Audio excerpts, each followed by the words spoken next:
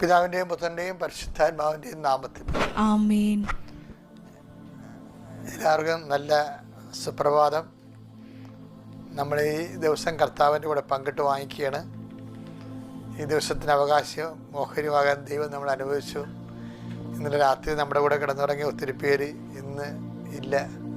ഇപ്പോൾ ദിവസം എപ്പോഴും ഒരു ദാനമാണെന്ന് ഓർക്കണം. കർത്താവിന് വേണ്ടി ജീവിക്കാൻ ഒരു അവസരം കൂടിയാണ്. ഇത് നിങ്ങൾക്ക് സാക്ഷ്യം വഹിക്കാനുള്ള അവസരമായിരിക്കും എന്നുള്ളതാണ് ഇന്നത്തെ സന്ദേശം. ഓക്കെ.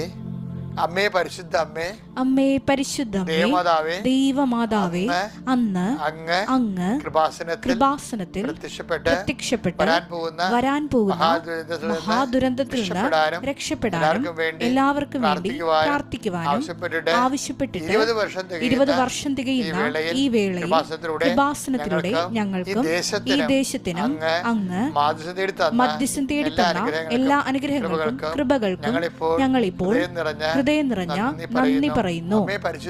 അമ്മേ പരിശുദ്ധ അമ്മേ, ജപമാല മാതാവേ, സകല കൃപാസനം പ്രാർത്ഥനകളോടും ചേർത്ത് ഞങ്ങളിപ്പോൾ പ്രാർത്ഥിക്കുന്ന ഈ കുടുംബത്തിന്റെ പ്രത്യേക നിയോഗം. മക്കളെ, ഇന്നത്തെ പ്രാർത്ഥന ആവശ്യം ഉദ്ദേശിക്കണം.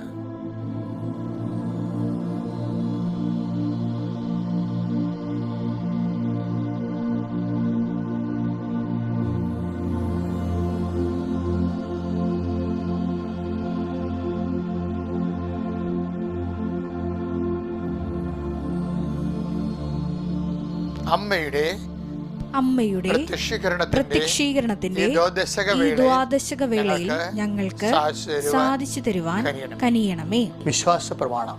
സർവശക്തനായ പിതാവും ആകാശത്തിന്റെയും ഭൂമിയുടെയും സൃഷ്ടാവുമായ ദൈവത്തിൽ ഞാൻ വിശ്വസിക്കുന്നു. അവിടുത്തെ ഏകപുത്രനും ഞങ്ങളുടെ കർത്താവുമായ ഈശോ മിശിഹായിലും ഞാൻ വിശ്വസിക്കുന്നു. ഈ പുത്രൻ പരിശുദ്ധാത്മാവിനാൽ ഗർഭസ്ഥനായി കന്യകാമറിയത്തിൽ നിന്ന് പിറന്ന് പൊന്തിയോസ് പീലാത്തോസിന്റെ കാലത്ത് പീഡകൾ സഹിച്ച് കുരിശിൽ തറയ്ക്കപ്പെട്ട് മരിച്ച് അടക്കപ്പെട്ട് പാതാളങ്ങളിൽ ഇറങ്ങി മരിച്ചവരുടെ ഇടയിൽ നിന്ന് 3-ാം നാൾ ഉയർത്ത് സ്വർഗത്തിലേക്ക് എഴുന്നള്ളി സർവശക്തിയുള്ള പിതാവായ ദൈവത്തിന്റെ വലതുഭാഗത്തിരിക്കുന്നു. അവിടെ നിന്ന് ജീവിക്കുന്നവരെയും മരിച്ചവരെയും വിധിക്കുവാൻ വരുമെന്നും ഞാൻ വിശ്വസിക്കുന്നു. പരിശുദ്ധാത്മാവിലും ഞാൻ വിശ്വസിക്കുന്നു. വിശുദ്ധ കത്തോലിക്കാ സഭയിലും പുണ്യവാന്മാരുടെ ഐക്യത്തിലും പാപങ്ങളുടെ മോചനത്തിലും ശരീരത്തിന്റെ ഉയർപ്പിലും നിത്യമായ ജീവിതത്തിലും ഞാൻ വിശ്വസിക്കുന്നു. ആമേൻ. ഞങ്ങളുടെ പിതാവേ, അങ്ങയുടെ നാമം പൂജിതമാകണമേ. അങ്ങയുടെ രാജ്യം വരണമേ. അങ്ങയുടെ തിരുമനസ് സ്വർഗത്തിലെ പോലെ ഭൂമിയിലുമാകണമേ. അന്നു വേണ്ടുന്ന ആഹാരം ഇന്ന് ഞങ്ങൾക്ക് തരണമേ. ഞങ്ങളോട് തെറ്റ് ചെയ്യുന്നവരോട് ഞങ്ങൾ ക്ഷമിക്കുന്നത് പോലെ ഞങ്ങളുടെ തെറ്റുകൾ ഞങ്ങളോടും ക്ഷമിക്കണമേ. ഞങ്ങളെ പ്രലോഭനത്തിൽ ഉൾപ്പെടുത്തരുതേ, തിന്മയിൽ ഞങ്ങൾ രക്ഷിക്കണമേ. ആമേൻ. നന്മ നിറഞ്ഞ മറിയമേ, സ്വസ്തി. കർത്താവ് അങ്ങയുടെ കൂടെ സ്ത്രീകളിൽ അങ്ങ് അനുഗ്രഹിക്കപ്പെട്ടവളാകുന്നു. അങ്ങയുടെ ഉദരത്തിൻ ഫലമായി ഈശോ അനുഗ്രഹിക്കപ്പെട്ടവനാകുന്നു. പരിശുദ്ധ മറിയമേ, തമ്പുരാന്റെ അമ്മേ, പാപികളായ ഞങ്ങൾക്ക് വേണ്ടി ഇപ്പോഴും ഞങ്ങളുടെ മരണസമയത്തും തമ്പുരാനോട് അപേക്ഷിക്കണമേ. ആമേൻ. ഫീഡിംഗ് പേരിലേക്ക് വരികയാണ്. കർത്താവിന്റെ തിരുസന്നിധിയിലേക്ക് ഇത് മുഴുവനായിട്ട് സമർപ്പിക്കുകയാണ്. നമ്മുടെ ജീവിതത്തെ ദിവസം കർത്താവിന്റെ ഉന്നതമായ നാമത്തിന് സ്തോത്രം ചെയ്യുന്നു. കർത്താവിന്റെ വിശുദ്ധ പൗരോഹിത്യത്തെ മഹത്വപ്പെടുത്തണമേ. കർത്താവ് സഭയിലുള്ള സാന്നിധ്യം പ്രകടമാക്കണമേ. കർത്താവിന്റെ നാമത്തിൽ ശരണപ്പെടുന്ന എല്ലാ മക്കളെയും നീ പ്രത്യേകമായി സന്ധിക്കണമെന്ന് പ്രാർത്ഥിക്കുന്നു. ഈശോ സ്വന്തം ജീവിതത്തിൻ്റെ പാരാഭാരത്തിൽ തുഴഞ്ഞ് കൈരണ്ടും തളർന്ന് ആരും സഹായത്തിനില്ലെന്ന് അന്താളിപ്പോടെ നോക്കുന്ന അനേകം മക്കൾ ഇന്ന് ഉണർന്നിട്ടുണ്ട്. ഈശോയെ, അവരെ സന്ധിക്കാൻ വേണ്ടിയാണ് ഈ പ്രാർത്ഥനകൾ നടത്തുന്നത്. പ്രത്യേകിച്ച് അങ്ങനെയുള്ളവരെ ഈ പ്രാർത്ഥനയുടെ ശക്തിയാൽ സന്ധിക്കുന്നത് പ്രാർത്ഥിക്കുന്ന കർത്താവേ, ജീവിതത്തിൻ്റെ ഓരോ മനുഷ്യർക്കും ഇത് നിങ്ങൾക്ക് ആവശ്യമാണെന്ന് എൻ്റെ സ്വർഗസ്ഥനായ പിതാവ് അറിയുന്നുവെന്ന് കർത്താവേ നീ പറഞ്ഞല്ലോ. ഈശോയെ, അങ്ങയുടെ മക്കളുടെ ആവശ്യങ്ങളിൽ അങ്ങ് സത്താലുവാണ്. ഈശോ മാത്രമല്ല, പരപിതാവ് സത്താലുവാണ്. അതാണ് ഞങ്ങളുടെ ഒരു ആശ്വാസം. ഈശോയെ, ഓരോ ആവശ്യങ്ങളുടെ സമ്മർദ്ദത്തിൽ സങ്കടപ്പെട്ട് ഞെരിയുന്ന മക്കളെ അവിടെ കഴിവ് കൊണ്ട് തന്നെ അവർക്ക് രക്ഷപ്പെടാൻ നിവൃത്തിയില്ലെങ്കിൽ, എൻ്റെ അമ്മയെ പരിശുദ്ധമ്മ ദേവമാതാവേ, അവർക്ക് സ്വന്തം അമ്മയായിക്കൊണ്ട് അവരെ കൈപിടിച്ച് ഉയർത്തണമെന്ന് പ്രാർത്ഥിക്കുന്നു. പത്രോസിനെ എങ്ങനെയാണ് കർത്താവേ മുങ്ങിപ്പോയപ്പോൾ നീ കൈ കൊടുത്തതുപോലെ മുങ്ങിപ്പോകുന്ന എല്ലാ മക്കൾക്കും മനസ്സുകൊണ്ട്, സാമ്പത്തിക തകർച്ച കൊണ്ട്, രോഗം കൊണ്ട് മുങ്ങിപ്പോകുന്ന എല്ലാ മക്കൾക്കും നീ കൈ കൊടുക്കണമേ എന്ന് പ്രാർത്ഥിക്കുന്നു. കടലിൻ്റെ മീതെ നടന്നു വന്നവനെ കർത്താവേ കൈനീട്ടി നീ ഞങ്ങളുടെ മക്കളെ സന്ധിക്കണമെന്ന് പ്രാർത്ഥിക്കുന്നു. ദൈവത്തിൻ്റെ കരുണ ആണല്ലോ കർത്താവേ കൈയും കാലുമായി ക്രിസ്തുവായി കടലിൻ്റെ മീതെ നടന്നു വന്നത്. അതുപോലെ ആ കരുണ കർത്താവേ അങ്ങയുടെ തിരുസന്നിധിയിൽ കൈ ഉയർത്തുന്ന എല്ലാ മക്കളുടെ മേലും നീ കൈ പിടിക്കണമെന്ന് പ്രാർത്ഥിക്കുന്നു. കടകൾ നടത്തിയവരുണ്ട്, അത് പൂട്ടാൻ പോകുന്നവരുണ്ട്. കുഞ്ഞുങ്ങൾ നാളെ എങ്ങനെ പഠിപ്പിക്കുമെന്ന് അറിയാൻ പാടില്ല, അത് വിഷമിക്കുന്നവരുണ്ട്. ബന്ധുക്കളും സ്വന്തപ്പെട്ടവരൊക്കെ കരകയറുമ്പോഴും അവർ തിരിഞ്ഞു നോക്കാതിരിക്കുമ്പോഴും അതിൻ്റെ പേരിൽ ഒറ്റപ്പെട്ടു പോകുന്ന അവസ്ഥകളിൽ വിഷമിക്കുന്ന അനേകം മക്കളുണ്ട്. ഈശോയിൽ ചുറ്റുപിടിച്ച് ജപ്തിയായി പോകുന്നവരുണ്ട്, അടക്കാൻ പറ്റാത്തതിൻ്റെ പേരിൽ ജപ്തിയായി പോകുന്നവരുണ്ട്. ചില വാടകക്കാർ കയറിയിട്ട് വാടകയ്ക്ക് ഇന്ന് ഇറങ്ങിപ്പോകാത്തവരുണ്ട്. അതിൻ്റെ പേരിൽ അത് കൊടുക്കാനും പറ്റുന്നില്ല, കുടുംബത്തിലെ പുതിയ ചിലവുകൾ നടത്താനും പറ്റണില്ല. അങ്ങനെ പ്രയാസപ്പെടുന്നവരുണ്ട്, വഴിയില്ലാത്തവരുണ്ട്. നടന്ന് കയറാനുള്ള വഴി ഇല്ലാത്തതുകൊണ്ട് കല്യാണം നടക്കാത്തവരുണ്ട്. അങ്ങനെ പല പല വിഷമതകൾ കൊണ്ട് കർത്താവെ ആരോടും പറയാതെ പറഞ്ഞിട്ടെന്ത് കാര്യമെന്ന് ഓർത്തിട്ട് ഇങ്ങനെയുള്ള കാര്യങ്ങളൊക്കെ സ്വയമായിട്ട് തൊണ്ടേപ്പടുത്ത പോലെ വിഴുങ്ങിത്തെറിക്കരുന്ന മനുഷ്യൻ. പക്ഷേ ഇന്ന് ഉടമ്പടി എല്ലാത്തിനും സമാധാനം മാതാവ് അതിലൂടെ പറയുന്ന കാരണം ആ വിശ്വാസത്തിൽ ഉടമ്പടി എടുത്തിരിക്കുന്ന എല്ലാ മക്കൾക്കും അവരെന്താണ് എഴുതി വെച്ചിരിക്കുന്നത് അതിൻ്റെ മേൽ ദൈവഹിതമാണെങ്കിലും ആ ദൈവമേ ആ വിഷയത്തിനും ഇടപെടണമെന്ന് പ്രാർത്ഥിക്കുന്നു. ഇന്ന് ഇടപെടണമെന്ന് പ്രാർത്ഥിക്കുന്നു. കർത്താവെ സാക്ഷ്യം പറയാൻ മക്കൾക്ക് സാധിക്കുന്ന വിധത്തിലുള്ള അടയാളങ്ങൾ നൽകി അവരെ അനുഗ്രഹിക്കണം പ്രാർത്ഥിക്കുന്നു. രോഗങ്ങൾ കർത്താവ് വിദേശ മക്കൾ ജോലിക്ക് അവരെ പഠിക്കാൻ പോയി, കുടുംബത്തെ 10-40 വർഷം കടമായി. പക്ഷെ അവർക്ക് അവിടെ പഠിക്കുന്ന സ്ഥലത്ത് ജോലി കിട്ടണില്ല. അവിടെ തിരിച്ചു പോരേണ്ടി വരുന്ന അവസ്ഥയിൽ എന്ത് ചെയ്യും ദൈവമേ? അതിവിടെ അവർ ജീവിച്ചതിനേക്കാൾ കഷ്ടമായ ഒരു സാഹചര്യത്തിലേക്ക് അവർ പോയിക്കൊണ്ടിരിക്കുന്നു. അങ്ങനെയുള്ളവരെ ഇന്ന് നീ സന്ധിക്കണേ പ്രാർത്ഥിക്കുന്നു. ഇത് ഇന്നത്തെ പ്രാർത്ഥന, ഇന്നത്തെ നിയോഗമാണ് കർത്താവ്. ഇങ്ങനെ ഓരോ വിഷയങ്ങൾ കുടുംബത്തിൻ്റെ മെയിൻ്റെനൻസ് നടക്കാത്ത കാരണം ക്ഷുദ്രജീവികൾ കയറി പലതരത്തിലുള്ള പഴുതാരകളും പലതരത്തിലുള്ള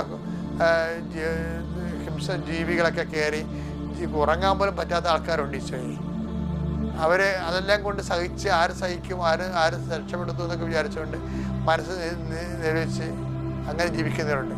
ഇങ്ങനെ എല്ലാ മക്കളെയും ഈ പ്രാർത്ഥനയിൽ ഞങ്ങൾ ഓർക്കുന്ന കർത്താവേ അവരെല്ലാം സന്ധികളെ പ്രാർത്ഥിക്കുന്നു. ഗർഭിണികളെ അമ്മ കാണിച്ചു തരുന്നുണ്ട്. ഈ സമയത്ത് അവർക്ക് വേണ്ടി പ്രാർത്ഥിക്കാൻ ആവശ്യപ്പെടുന്നുണ്ട്. പക്ഷേ പ്രായമായിട്ട് ഗർഭിണികളായവരെ കാണിച്ചു തരുന്നുണ്ട്. കുറച്ച് അങ്ങോട്ട് പ്രായമായിട്ട് ഗർഭിണികളുടെ ഗർഭത്തിൻ്റെ പ്രോബ്ലം ഉള്ളവരെ കാണിച്ചു തരുന്നുണ്ട്. അതെല്ലാം ഇപ്പോഴും വലത് കരുത്ത് സ്പർശിക്കണം പ്രാർത്ഥിക്കുന്നു.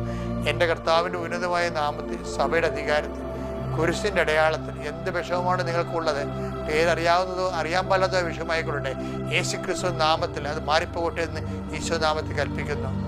നിത്യം പിതാപുത്രനും പരിശുദ്ധാത്മാവ് സർവ്വേശ്വരൻ ആമേൻ.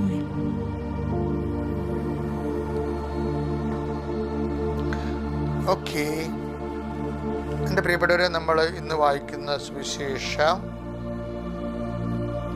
ഡിസംബർ 4-ാം തീയതി ബുധനാഴ്ചയാണ്. വിശുദ്ധ ലൂക്കായുടെ സുവിശേഷം 21:13, നടപടി പുസ്തകത്തിൽ 1:8. 21:10 വായിക്കാൻ വിശുദ്ധ ലൂക്കാ സുവിശേഷം. നിങ്ങൾക്ക് ഇത് സാക്ഷ്യം നൽകുന്നതിനുള്ള അവസരമായിരിക്കും. നിങ്ങൾക്കിത് സാക്ഷ്യം നൽകുന്ന അവസരമായിരിക്കും. ഓക്കെ, ഇനി നടപടി 1:8 വായിച്ചേ. എന്നാൽ പരിശുദ്ധാത്മാവ് നിങ്ങളുടെ മേൽ വന്നു കഴിയുമ്പോൾ നിങ്ങൾ ശക്തി പ്രാപിക്കും. ജെറുസലേമിലും യൂദയ മുഴുവനിലും സമരിയായിലും ഭൂമിയുടെ അതിർത്തികൾ വരെയും നിങ്ങൾ എനിക്ക് സാക്ഷികളായിരിക്കുകയും ചെയ്യും. ശരിക്കും പറഞ്ഞാലേ സഭ എന്തിനു വേണ്ടിയാണ് ആൾക്കാരെ ട്രെയിൻ ചെയ്യേണ്ടത്? കുദാശകളെ മാതൃകയായിട്ട് ജീവിക്കാൻ വേണ്ടി മാത്രമാണ്. അല്ല, നമ്മൾക്ക് പരിശീലനം ലഭിക്കേണ്ടത് സാക്ഷികളായിരിക്കാനാണ്. വേദപാഠത്തിൻ്റെ ലക്ഷ്യം എന്താണ്? സാക്ഷ്യമാണ്. ദൈവം നമ്മളുടെ മുമ്പിൽ അന്വേഷിക്കുന്നത് എന്താണ്? സാക്ഷ്യമാണ്. കർത്താവിൻ്റെ വിശുദ്ധമായ രക്തത്തിൽ വസ്ത്രം കഴുകി വെളുപ്പിച്ച സാക്ഷികളെക്കുറിച്ച് പറഞ്ഞുകൊണ്ടാണ് വെളിപാടിൻ്റെ പുസ്തകം അവസാനിക്കാൻ പോണത്. അപ്പം നിൻ്റെ മനസ്സിലെപ്പോഴും ഉണ്ടാകേണ്ടത് നിൻ്റെ സ്പിരിച്വാലിറ്റി, ആധ്യാത്മികത എന്ന് പറയുന്നത് അതിൻ്റെ മൂല്യം ഓരോ ദിവസവും വർദ്ധിക്കണം. എങ്ങനെ വർദ്ധിക്കും? സാക്ഷികളായിക്കൊണ്ട് വർദ്ധിക്കത്തുള്ളൂ. സാക്ഷിക്ക് എന്താ വേണ്ടത്? എന്താ ചെയ്താലും ദൈവനാമത്തിൻ്റെ മഹത്വത്തിനായിരിക്കണം. ഇത് നിങ്ങൾക്ക് സാക്ഷ്യം വഹിക്കാനുള്ള അവസരമായിരിക്കുന്നു. അപ്പോൾ നമ്മുടെ ജീവിതത്തിൽ ഉണ്ടാകുന്ന നെഗറ്റീവാണ് കൂടുതലും സാക്ഷ്യം വഹിക്കാൻ നമ്മളെ സഹായിക്കുന്നത്. അപ്പോസ്തലന്മാരുടെ പീഡനങ്ങളും ഞെരുക്കങ്ങളെക്കുറിച്ച് പറഞ്ഞതിന് ശേഷം ഈശോ പറയണത് ഇത് നിങ്ങൾക്ക് സാക്ഷ്യം വഹിക്കാനുള്ള അവസരമായിരുന്നു. അപ്പോൾ നമുക്ക് ലഭിക്കുന്ന അവഗണന, നമുക്ക് കേട്ടിരിക്കുന്ന നിരാകരണം, നമുക്ക് ലഭിക്കുന്ന രോഗങ്ങൾ, നമുക്ക് ലഭിക്കുന്ന ഒറ്റപ്പെടലുകൾ, അതെല്ലാം ക്രിസ്തുവിൻ്റെ കൂടെ കൂട്ടിവെക്കണം. എന്നിട്ട് ക്രിസ്തുവിനെ സംവഹിക്കേണ്ടത്, ക്രിസ്തുവിൻ്റെ പീഡാനുഭവങ്ങളെ നമ്മൾ ഏറ്റുപറയേണ്ടതും അവൻ്റെ പീഡാനുഭവങ്ങളെയും മരണത്തെയും പ്രഖ്യാപിക്കുന്നതും നമ്മുടെ ഇതുപോലെയുള്ള ശാരീരികവും മാനസികവുമായിട്ടുള്ള പല സങ്കടകരമായ അവസ്ഥകളിലൂടെ കടന്നു പോകുന്നതാണ്. അപ്പോൾ ക്രിസ്ത്യാനിയെ ഒരു ക്രിസ്തു വിശ്വാസം സംബന്ധിച്ചിടത്തോളം എല്ലാം ഇത് എന്നാ പറയണത്, ഇത് നിങ്ങൾക്ക് സാക്ഷ്യം വഹിക്കാനുള്ള അവസരം ലഭിക്കും. അപ്പം നമ്മൾക്ക് ലഭിക്കുന്ന അവസരങ്ങൾ, ഇപ്പം നിൻ്റെ ജീവിതത്തിൽ സാധാരണ നീ ഒരു ഭർത്താവാണ്, അല്ലെങ്കിൽ നീ ഒരു ജോലിക്കാരനാണ്, അല്ലെങ്കിൽ നീ ഒരു വിദ്യാർത്ഥിയാണ്, അല്ലെങ്കിൽ നീ ഒരു വീട്ടമ്മയാണ്, ഇതായിക്കോട്ടെ. അപ്പം സാധാരണ വീട്ടിൽ അമ്മയെക്കാൾക്ക് ചിലപ്പോൾ നിനക്ക് ജോലിക്ക് തടസ്സമുണ്ടാകും, കഷ്ടപ്പാടുണ്ടാകും. സാധാരണ അപ്പന്മാരെക്കാൾ ഇരട്ടിപ്പണി ചിലപ്പോൾ നീ ചെയ്യേണ്ടി വരും, കുടുംബത്തിൻ്റെ പ്രാരാബ്ധങ്ങൾ കാരണം. ചിലപ്പോൾ സാധാരണ വിദ്യാർത്ഥികളെക്കാൾ നീ ചിലപ്പോൾ പഠിക്കേണ്ടി വരും. കാര്യം എന്ന് വെച്ചാൽ നിനക്ക് മനസ്സിലാകാത്തത് കൊണ്ടാണ്. ചിലക്ക് ഒറ്റ വായനക്ക് മനസ്സിലാകും. ഇപ്പം എനിക്കൊക്കെ ആണെങ്കിൽ കുറേ വായിച്ചാലേ മനസ്സിലാകും. അപ്പോൾ ഞാൻ എങ്ങനെയൊന്ന് വായിക്കും, ഇതുവരെ വായന നിർത്തിയിട്ടുമില്ല. അപ്പോഴെന്താ അത് ഇപ്പം മറ്റുള്ളവർക്ക് നിസ്സാരമായിട്ട് ചെയ്യുന്ന പല കാര്യങ്ങളും നമ്മൾക്ക് കുറച്ച് ക്ലേശമാകും. ഈശോ പറഞ്ഞത് ഇത് നിങ്ങൾക്ക് സാക്ഷ്യം വഹിക്കാനുള്ള അവസരമായിരിക്കും. അതാണ് ഇത് നിങ്ങൾക്ക്. അപ്പം എന്തെങ്കിലും എക്സ്ട്രാ വന്നാൽ അതെല്ലാം സാക്ഷ്യത്തിൻ്റെ അവസരമായി ദൈവനാമ മഹത്വത്തിനെ കാഴ്ചവെക്കണം. അത് ഇന്നുവരെയാണ് കാഴ്ചവെക്കേണ്ടത്. നടപടി 1:8 പറയാൻ എന്താണ്? ഭൂമിയുടെ അതിർത്തികൾ വരെ. ഭൂമിയുടെ അതിർത്തി എന്ന് പറഞ്ഞാൽ എന്താ? അന്റാർട്ടിക്ക വരെ വല്ലതാണ്? അതൊന്നും അല്ല. നമ്മുടെ ജീവിതം എപ്പോൾ തീരുന്നു അപ്പോൾ വരെ. അവസാനത്തെ ശ്വാസമാണ് നമ്മുടെ. എപ്പോൾ നിലക്കുന്നു, നമ്മൾ എപ്പോൾ കിടപ്പിലാകുന്നു, എപ്പോഴും ഇങ്ങനെ നടന്നു പോകുന്ന ആൾ എപ്പോഴാണ് കിടന്നു പോണത്, അതാണ് നമ്മുടെ ഭൂമിയുടെ അതിർത്തി. അതുവരെ ക്രിസ്തുവിൻ്റെ സാക്ഷികളാകാൻ. അതുകൊണ്ട് കിട്ടുന്ന അവസരങ്ങളെ സാക്ഷ്യത്തിനെ ഉപയോഗിച്ചുകൊണ്ട് ക്രിസ്തുവിൽ വളരുക, ശക്തി പ്രാപിക്കുക, ദൈവത്തെ മഹത്വപ്പെടുത്തിക്കൊണ്ട് പുണ്യത്തെ പുരോഗമിക്കുക. Praise the Lord.